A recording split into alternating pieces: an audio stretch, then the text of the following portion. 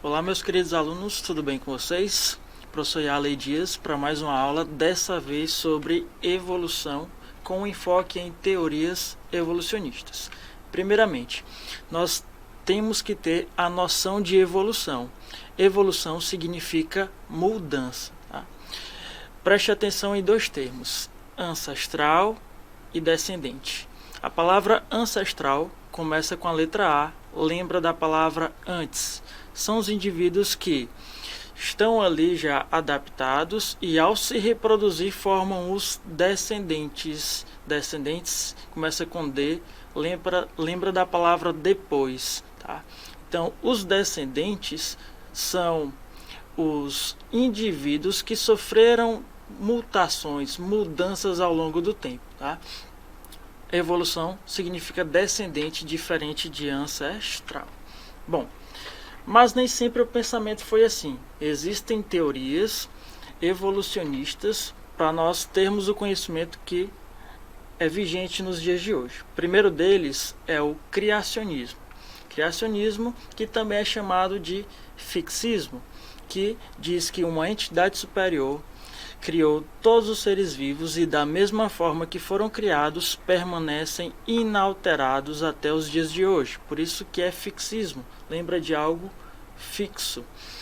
Essa teoria não é muito aceita nos dias de hoje porque não tem cunho científico, não passa pelo crivo da ciência, a experimentação, a observação, a metodologia. Tá? A base dessa teoria é a fé.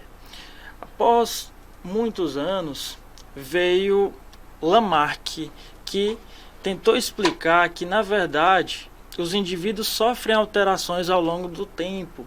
E, para explicar isso, ele se utilizou de duas leis. A primeira lei de Lamarck é a lei do uso e desuso. Quanto mais você utiliza um órgão ou uma estrutura corporal, mais ela se desenvolve. Quanto menos você utiliza, menos se desenvolve.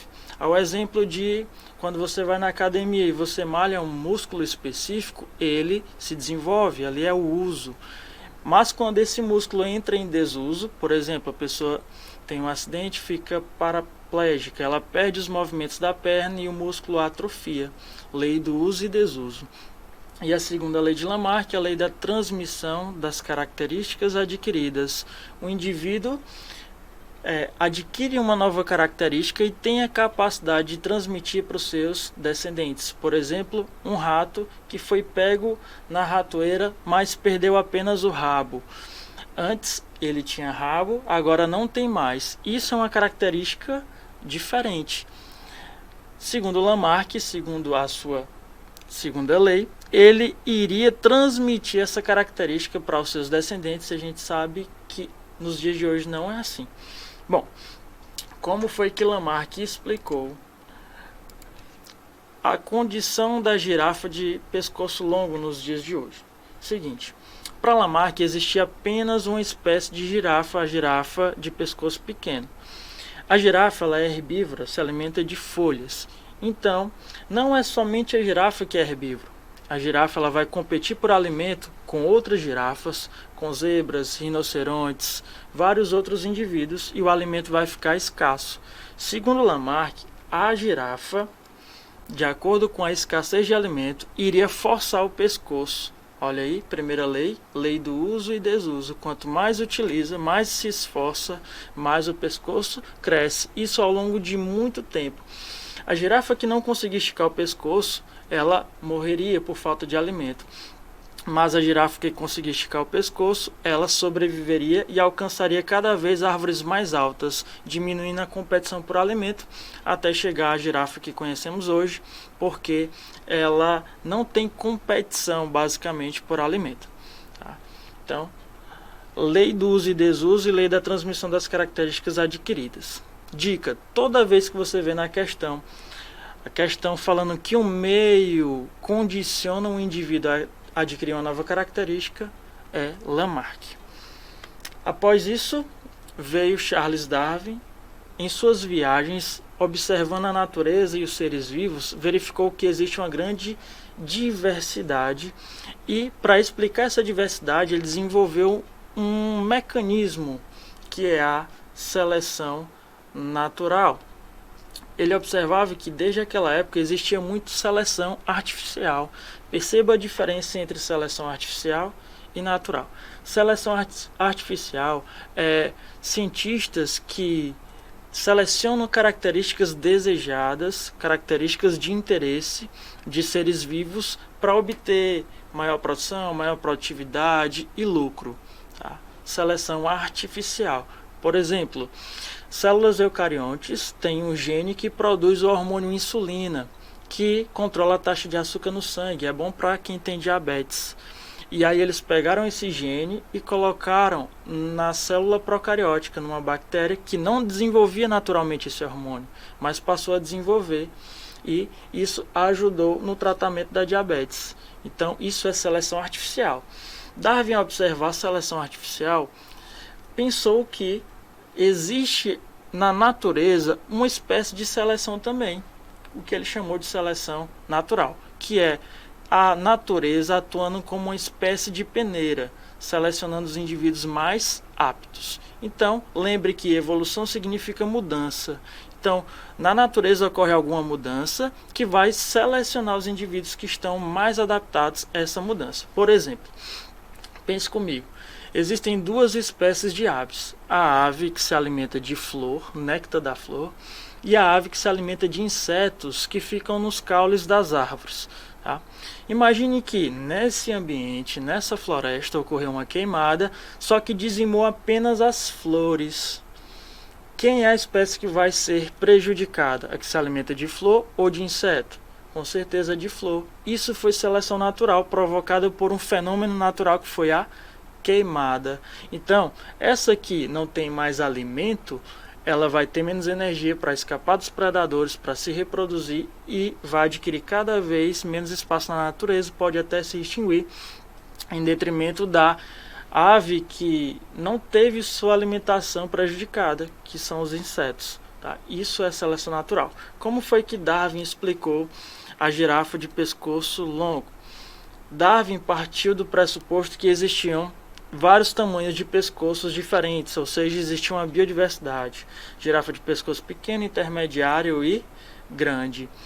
Aconteceu seleção natural, que foi a escassez de alimento. A escassez de alimento fizeram com que as girafas de pescoço curto e intermediário tivessem dificuldade para se alimentar, tendo menos energia, não conseguindo escapar dos predadores e chegando à extinção, sobrevivendo apenas a girafa de pescoço longo, porque a competição por alimento é menor.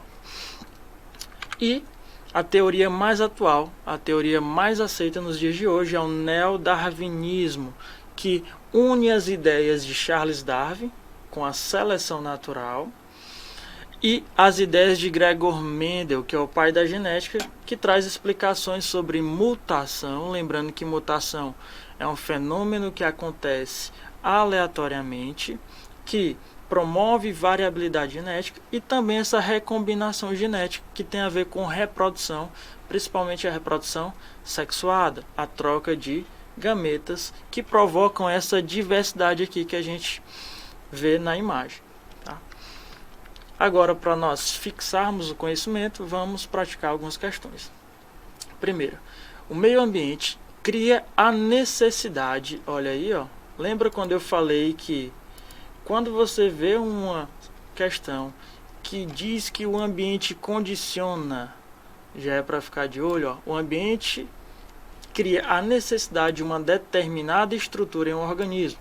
Este se esforça para responder a essa necessidade. Como resposta a esse esforço, há uma modificação na estrutura do organismo. Tal modificação é transmitida aos descendentes. Lembra de Lamarck? Lembra que ele explicou a diversidade através de duas leis?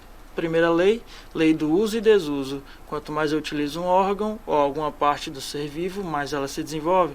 Quanto menos eu utilizo, mais ela atrofia. Olha aqui a questão do esforço. E segundo a lei de Lamarck, consegue transmitir uma característica que foi adquirida. Olha aqui, ó. Tal modificação é transmitida aos descendentes. O texto sintetiza as ideias de, sem dúvida nenhuma, Lamarck, letra E.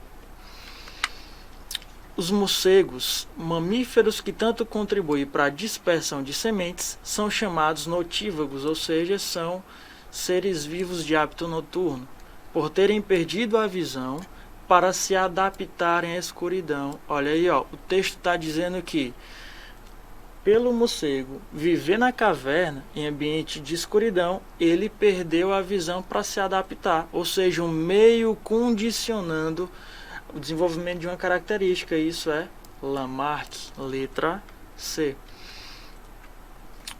O uso nos animais domésticos reforça e desenvolve certas partes. Olha aqui, ó, o uso. Enquanto o não uso as diminui e, além disso, estas mudanças são hereditárias. O que é hereditário? Transmitido de pai para filho através das gerações. A afirmação faz referência aos mecanismos que explicariam a transmissão das características biológicas de pais para filhos. Lei do uso e desuso e transmissão hereditária dos caracteres adquiridos. Pode-se afirmar que esses mecanismos de herança eram aceitos. Letra A. Tanto por Lamarck quanto por Darwin. Porém, para Darwin, esses mecanismos apenas explicavam a transmissão das características hereditárias, enquanto que a evolução em si era explicada como resultado da ação da seleção natural sobre a variabilidade. Ou seja, a questão está querendo saber o que é que tem em comum entre as ideias de Charles Darwin e Lamarck e as peculiaridades de cada um. Letra A está correta. Por quê?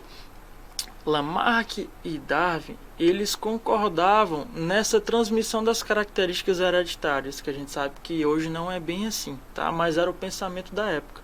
Mas a particularidade de Darwin, é isso que fez ele se tornar grande na biologia, foi o desenvolvimento da seleção natural, através de observações nas suas viagens.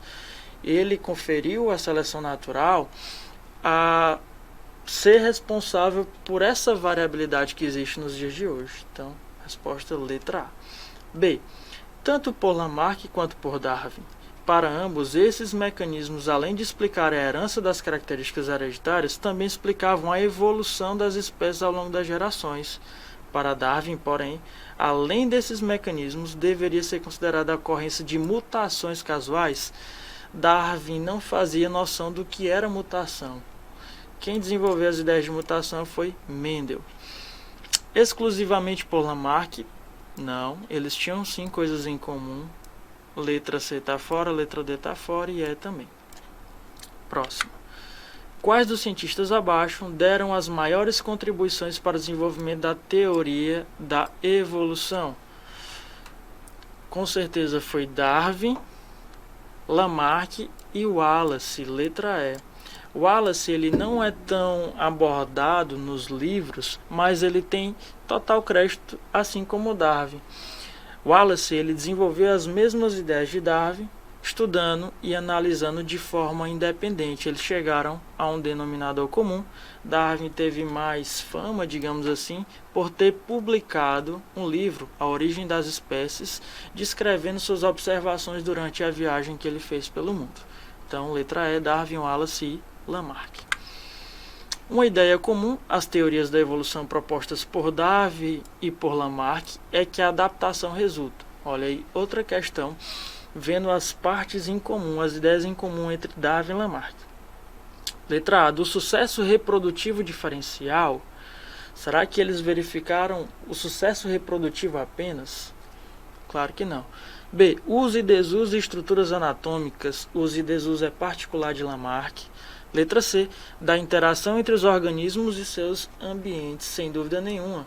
Lembra que lei do uso e desuso, lá desenvolvida por Lamarck, tem a ver com as condições que a natureza coloca o indivíduo. Então são necessidades que ele vai usar mais uma parte do corpo e deixar de usar outra. E também transmitir essas características adaptativas aos descendentes. Assim como Darwin, que desenvolveu a seleção natural. Ou seja, a natureza está aí direcionando, né, selecionando, agindo como uma peneira nos indivíduos. Então, letra C. Próximo. Aqui a gente tem, ó, variabilidade. O que é variabilidade? É diversidade, seres diferentes em um mesmo ambiente. e adaptação. E aqui nós temos 3 mecanismos: mutação, seleção natural e recombinação. Isso aqui é uma teoria, né, que a gente acabou de falar, teoria neodarwinista, ou também chamada teoria sintética da evolução, que une as ideias de Darwin, que é a seleção natural, com as ideias de Mendel, mutação e recombinação genética.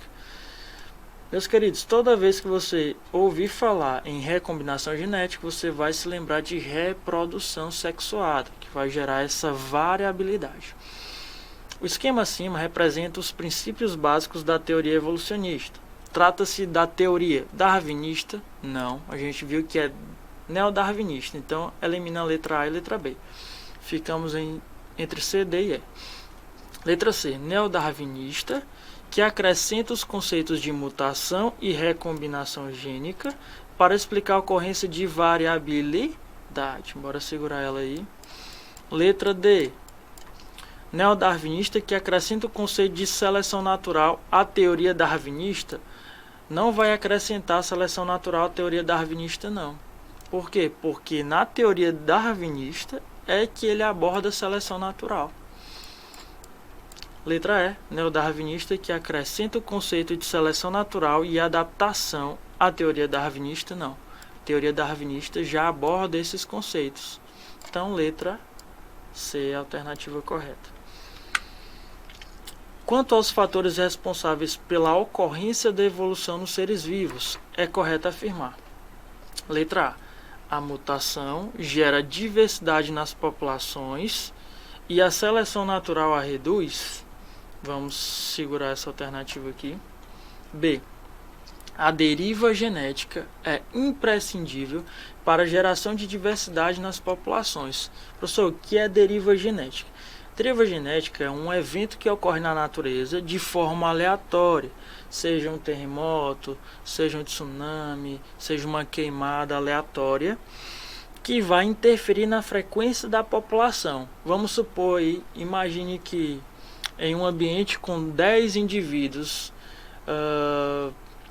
6 têm cor azul e 4 têm cor vermelha. Ocorre ali uma queimada, por exemplo, que aí mata todos os indivíduos que tinham cor azul. Então, alterou a frequência da população. Agora só tem indivíduos da cor vermelha. Isso é deriva genética. Interferiu na frequência da população. A população antes era misturada, diversificada, e agora se tornou uma única população de uma só característica.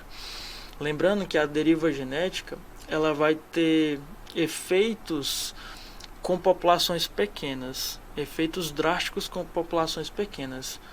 Então, letra B, a deriva genética é imprescindível para a geração de diversidade nas populações. É ao contrário, ela não estimula a diversidade, ela restringe essa diversidade. Letra C, sem a seleção natural e a deriva genética não ocorre diversidade entre seres vivos? Claro que não, a gente tem outros mecanismos, a gente tem a mutação, a gente tem a recombinação genética, então não só a seleção e deriva, não. Letra D, a migração genética não pode ser responsável pelo aumento da diversidade das populações? Claro que é, lembrando que migração é a saída ou entrada de indivíduos numa determinada região. Claro que isso vai potencializar a diversidade. Letra E, a mutação aumenta a diversidade nas populações e a migração genética reduz? Não.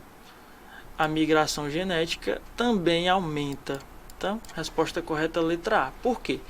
A mutação gera diversidade nas populações. Lembre que mutação é um evento aleatório que vai gerar variabilidade, mudança, correto. E a seleção natural a reduz. Sim, imagine aí, ó. Lembra lá das girafas? Segundo Darwin, tinha girafa pequena, pescoço pequeno, intermediária, e a girafa do pescoço longo. Como é que a seleção natural reduz essa diversidade? Porque a seleção natural contribuiu para a extinção da girafa de pescoço pequeno e intermediário. Então, o que nós temos hoje é a girafa de pescoço longo. Por isso, essa variabilidade diminuiu. Letra A, alternativa correta. Certa espécie animal apresenta uma série de mutações que determinam a variedade de fenótipos relativos à coloração. Essa diversidade genética, orientada pela seleção natural, garante a adaptação dos indivíduos dessa espécie a diversos tipos de ambiente. O trecho acima resume a teoria. Olha, observe aqui, ele está unindo a seleção natural com diversidade genética, com variedade. Os termos fenótipos estão relacionados à genética. Olha aqui, mutação. Isso, sem dúvida nenhuma, é a teoria moderna, ou teoria sintética da evolução, também chamada de neodarwinismo. A teoria sintética, ou teoria moderna da evolução, considera 3 fatores evolutivos principais, que são uso e desuso. Uso e desuso tem a ver com Lamarck. Então, tudo que tiver uso e desuso, você vai eliminar, sobrando quem? Letra E. Teoria sintética da evolução, ou neodarwiniana, vai juntar os termos mutação gênica, recombinação gênica e seleção natural. Recentemente, pesquisadores da Universidade College de Londres, analisando o DNA de esqueletos de seres humanos que viveram na Europa no período neolítico, mostraram que esses primeiros europeus não possuíam o gene da lactase. Lactase, pessoal, é uma enzima que digere a lactose, que é o açúcar do leite, muito importante para a amamentação. Se o bebê não conseguir digerir a lactose, como o leite é a única fonte de alimento, então deixa a espécie em risco. Enzima necessária à eficiente digestão do leite. O surgimento ao acaso desse gene representou uma característica competitiva altamente vantajosa para a espécie, aumentando sua frequência na população, sem dúvida nenhuma. Essa hipótese é um exemplo da proposição transformista denominada. Ora, ele está falando de mutação. Olha aqui, ele fala que o surgimento ao acaso de uma nova característica. Antigamente, o indivíduo não conseguia digerir o leite por falta da enzima lactase. Ele sofreu uma mutação e agora sim ele consegue digerir. Isso é neodarwinismo. Lembre que o neodarwinismo une as ideias de Mendel sobre mutação e recombinação genética com as ideias de Darwin sobre seleção natural. Resposta correta, letra D. A teoria da origem das espécies de Charles Darwin analisou, sem dúvida nenhuma, o principal mecanismo, que é a seleção natural, principal mecanismo aí desenvolvido no projeto, no estudo de Darwin, seleção natural. A capacidade de errar ligeiramente é a verdadeira maravilha do DNA. Sem esse atributo especial, seríamos ainda bactéria anaeróbia e a música não existiria. Errar é humano, dizemos, mas a ideia não nos agrada muito e é mais difícil ainda aceitar o fato de que errar é também biológico.